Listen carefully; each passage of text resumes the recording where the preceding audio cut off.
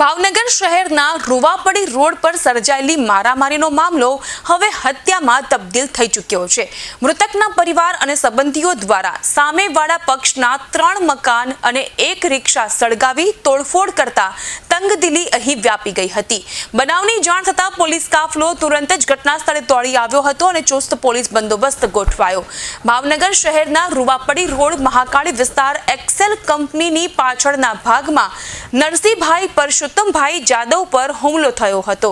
નરસિંહભાઈ પરશુત્તમભાઈ જાદવ ઉપર સાગરભાઈ નામના વ્યક્તિ તેમજ અન્ય વ્યક્તિઓ દ્વારા જીવલેણ ઘાતકી હુમલો કરવામાં આવ્યો હતો, જેમાં માથાના ભાગે અને પગના ભાગે ગંભીર ઈજાઓ પહોંચતા નરસિંહભાઈને સારવાર અર્થે સર ટી હોસ્પિટલ ખસેડવામાં આવ્યા, જ્યાં તેઓનું મૃત્યુ થયું।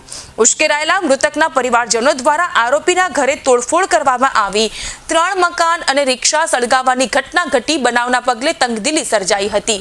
બનાવની જાણ થતાં ઇન્ચાર્જ એસપી અને ASP Anshul Jain, city DySP Singal, LCB સહિત ઘોઘા રોડ પોલીસ કાફલો ઘટના સ્થળે પહોંચ્યો હતો।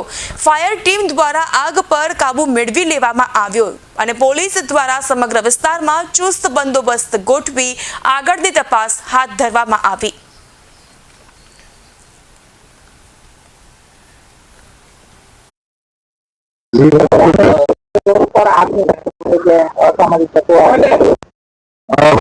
પોલીસ સ્ટેશનના રૂવાપડી વિસ્તારમાં આવેલ મહાકાળી વસાહતનો આગજનીનો બનાવ છે, જેની હકીકત એવી છે કે ગઈ 6 તારીખે આ કામે એક ફરિયાદ દાખલ કરેલી વિજય કિશોરભાઈ વાજા દ્વારા ફરિયાદ દાખલ કરેલી, જેમાં તેના બંનેવી જે છે નરસિંહભાઈને માથામાં ઈજા કરેલી, જેના કામે સુનિલ અને તેના પત્ની એમ કરીને જે 6 આરોપીઓએ આ મરણ જનારને માથામાં ઘા માર્યા હતા અને તે નરસિંહભાઈને હોસ્પિટલમાં સરટી હોસ્પિટલમાં દાખલ કરેલા અને આજે તેનું મૃત્યુ નિપજ્યું।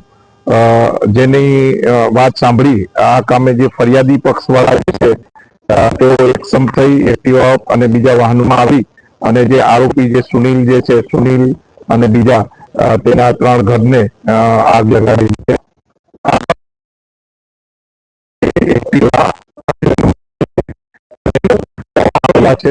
અને જે બી આરોપીઓ આવેલા છે તેના કામે પર્સનલી જે વિસ્તારમાંથી આવ્યા છે ત્યાંના સીસીટીવી અને રૂટ ઉપરના સીસીટીવી ચેક કરવાની હાલમાં કામગીરી ચાલુ છે। જ્વલનશીલ હાલમાં જે એફએસએલ ની વિઝિટ બાકી છે, પણ જે આ મકાન જે છે તેમાં જ્વલનશીલ પદાર્થ જે છે તે ફેંકી અને તેનું ઘરનું રાચ રચેલું સળગાવવામાં આવેલા છે અને આ કામે જે આરોપીઓ જે છે 4 જે છે મેલ અને 2 ફિમેલ, આ બધાને આપણે અટક કરી અને જેલ હવાલે કરેલા છે। તો આજે 8 વાગ્યાના સમયમાં અહીંયા કોઈ હાજર નહીં હતું, એટલે જે ફરિયાદી થઈ અને જ્વલનશીલ પદાર્થથી